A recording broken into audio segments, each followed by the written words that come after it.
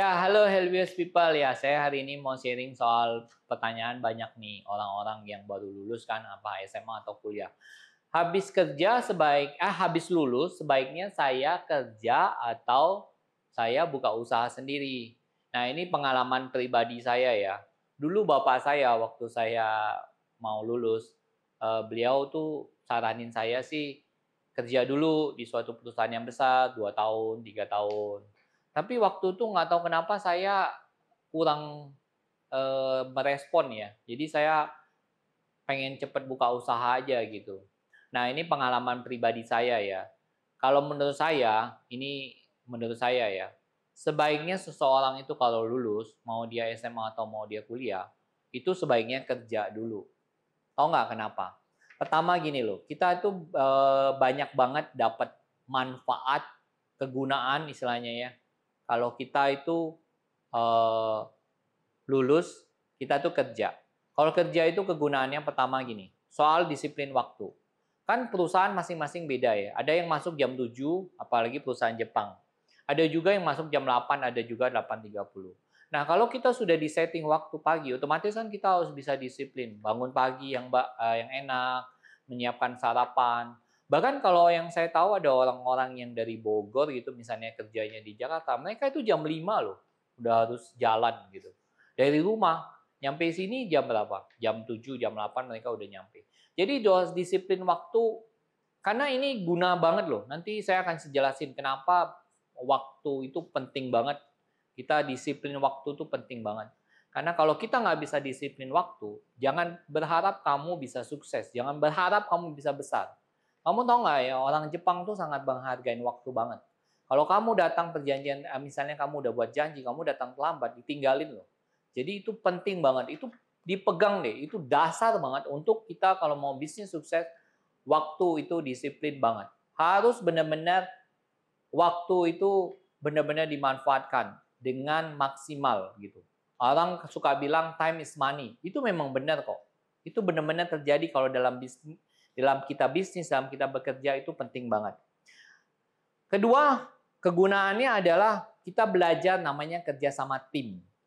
Ya. Kenapa? Karena kan kita akan ketemu dengan orang-orang yang berbeda untuk bisa mencapai tujuan yang bersama. Misalnya kita dapat satu divisi apa, di divisi marketing ya. Kita bekerja sama sama teman-teman kita mencari ide bagaimana untuk meningkatkan penjualan dari sales-nya dengan ilmu marketing kita gitu. Itu misalnya satu, kerjasama dengan tim. Kemudian apalagi yang kamu pelajarin? Kamu pelajarin tuh soal komunikasi. Soal kamu bagaimana cara ngomongnya sama teman-teman kamu ataupun dengan pimpinan kamu. Misalnya kamu dalam suatu kerjasama tim lah, kan bahasa-bahasa mereka kadang berbeda-beda gayanya, Mbak. Jadi kamu harus bagaimana ngomongan dengan teman sama pimpinan juga berbeda-beda. Nah, kegunaan keempat kamu kerja itu apa? Yaitu kamu juga belajar toleransi terhadap partner kamu kerja. Karena kan beda-beda gaya, beda cara kerja, kadang kita harus toleransi. Nanti kegunaannya itu banyak loh. Nanti kalau kamu mau buka usaha, kamu bisa belajar. Bahkan kamu bisa belajar juga untuk memotivate, ya, belajar soal leadership. Nanti saya akan jelaskan pekerjaan selanjutnya. Nah, kalau kamu kerja, tadi kan kau udah dapat kegunaannya. Kalau kamu kerja, ya, kamu harus cari pekerjaan tuh yang bonafit. Yang bonafit itu maksudnya apa? Jangan kamu tuh asal lulus sudah kamu kerja di asal perusahaan. Karena ya sebaiknya kalau bisa dapat, kalau memang kamu memang punya potensial, kamu juga memang bagus, ya kamu carilah perusahaan yang bonafit. Bonafit itu yang gimana sih? Yang mempunyai sistem kerjanya yang bagus. Mereka punya SOP yang benar, cara kerja yang bagus, dan kemudian mereka punya jenjang karir juga yang bagus. Jadi itu orang tuh bisa naik level tertentu dengan sistem merit, yaitu di prestasi kamu dinilai gitu. Banyak kan perusahaan-perusahaan besar yang mungkin yang kita tahu lah, dia mereka cukup besar sekali, misalnya kayak yang saya tahu ya Indofood lah ya. Perusahaan-perusahaan yang lain kan banyak, Citibank lah atau apa gitu ya.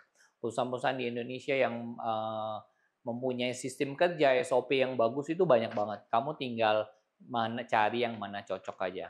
Nah, sekarang pertanyaannya adalah apa sih manfaatnya kalau saya bekerja? Kenapa saya nggak langsung aja eh, buka usaha aja? Kenapa saya harus dibawa orang? Nah, tadi kan saya sudah tunjukin kegunaannya. Nah, sekarang manfaatnya. Kenapa? Apa sih manfaatnya kita kerja? Nanti saya juga akan jelaskan apa kerugiannya kalau kamu langsung buka usaha. Nah, manfaatnya ini ya, yang bisa kamu lihat adalah pertama gini, kamu bisa melihat dunia itu lebih jelas gitu loh, lebih luas gitu loh. Misalnya contoh kita ambil Indofood deh. Misalnya kamu kerja di suatu divisi, anggap aja divisi noodle lah. Tapi kan kamu bisa melihat Indofood itu besar sekali gitu loh. Mereka itu kan banyak bisnisnya kolomerasi ya. Jadi misalnya kamu lihat tuh Indofood juga ada misalnya Indomaret gitu loh. Dia juga punya perusahaan yang lain, Indomobil misalnya ataupun yang lain ya. Jadi kamu meskipun di dalam satu divisi tapi kamu bisa belajar. Oh ya ini ya ternyata besar sekali ya kolomerasinya ya. Jadi kamu bisa melihat dunia itu jauh-jauh lebih besar gitu loh. Jadi kalau kamu nggak pernah kerja sama orang, kamu nggak akan pernah ngelihat. Kamu cuman bukan melihat, kamu cuman tahu, oh ini divisinya ini. Tapi kamu nggak bisa ngelihat ke dalam kan? Kenapa? Karena kamu bukan bagian dari dia kan? Kamu nggak kerja sama dia. Nah, itu manfaat kedua adalah kamu mendapatkan networking, channel, bahkan juga koneksi. Misalnya nih kamu kerja, kamu tahu, oh kalau kita sudah buat barang, produksi, kita kan juga harus menjual kan. Jadi kamu kalau bisa tahu channel-channel networking kemana gitu loh. Ke siapa kamu buat barang, kemudian kamu menjualnya kepada siapa gitu. Nah, ketiga yang kamu bisa pelajari itu adalah membuat sistem. Membuat SOP. Ibaratnya gini loh. Sistem dan SOP itu adalah jantungnya suatu perusahaan. Nanti saya akan jelaskan sedikit lebih detail tentang anatomi tubuh dihubungin dengan perusahaan ya. Ya, keempat, apa yang kamu pelajarin? Nah, ini yang keempat yang menarik. Kamu bisa dapat calon partner loh. Calon partner tadi, kamu misalnya kan pengen buka usaha mungkin setelah 6-7 tahun gitu ya. Nah, kamu bisa dapat. Nah, saya pernah baca buku suatu cerita ya. Beliau kerja di Indofood bagian seasoning, yang buat seasoning sebagai pembuat.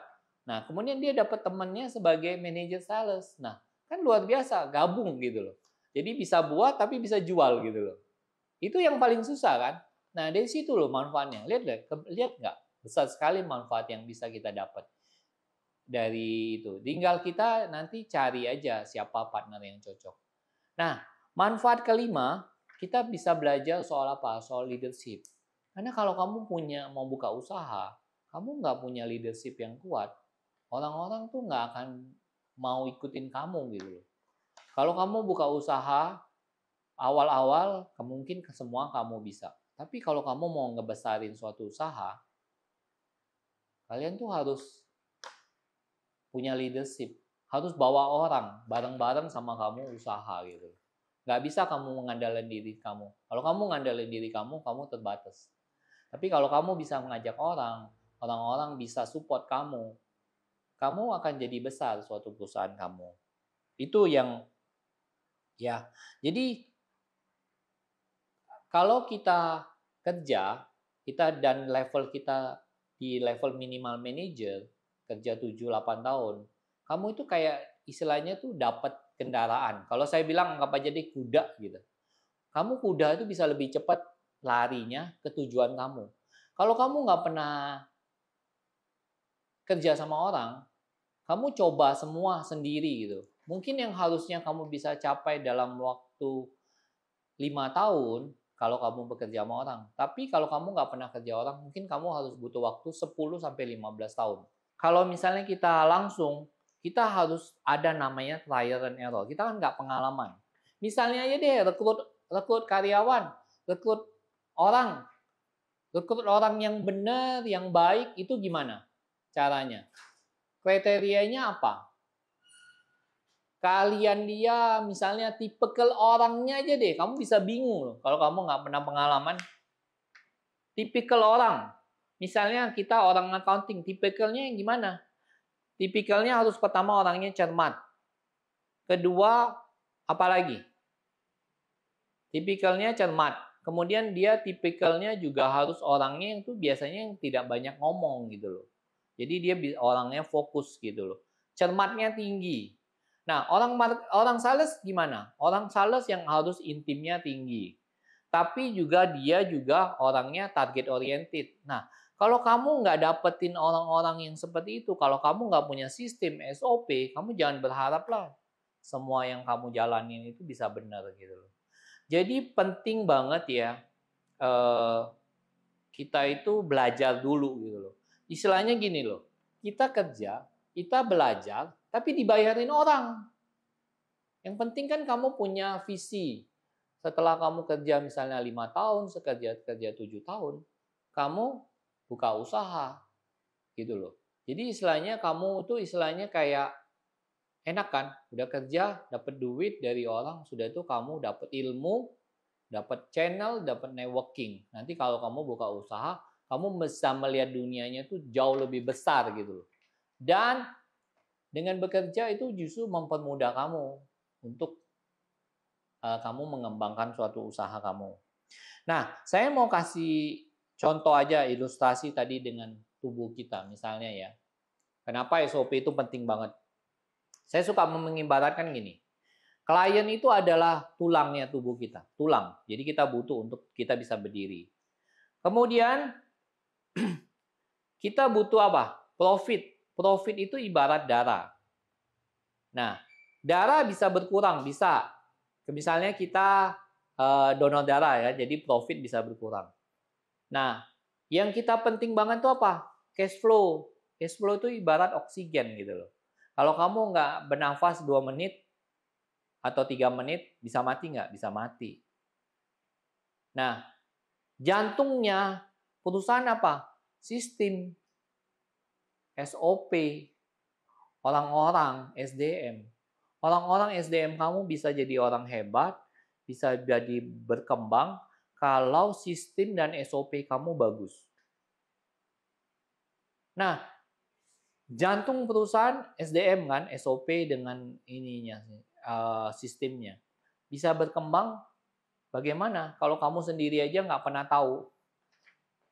Mungkin kamu tahunya itu cuma tahunya sekedar tahu aja, oh sistem kerja. Tapi kamu nggak tahu buat sistem, kamu nggak tahu bikin SOP. Dan kamu berharap perusahaan kamu bisa besar.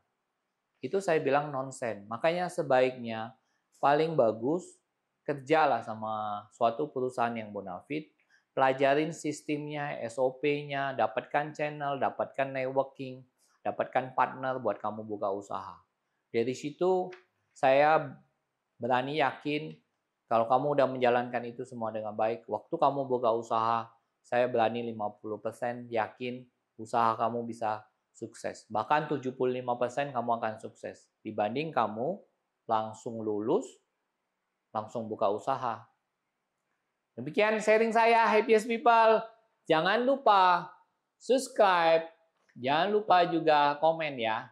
Biar ini channel ini bisa lebih maju lagi. Karena 30 dari hasil analisa yang saya lihat, 30% orang yang nonton ini subscriber, 70%-nya bukan subscriber. Jadi teman-teman yang nonton ini dan kamu rasanya bermanfaat, subscriber ya.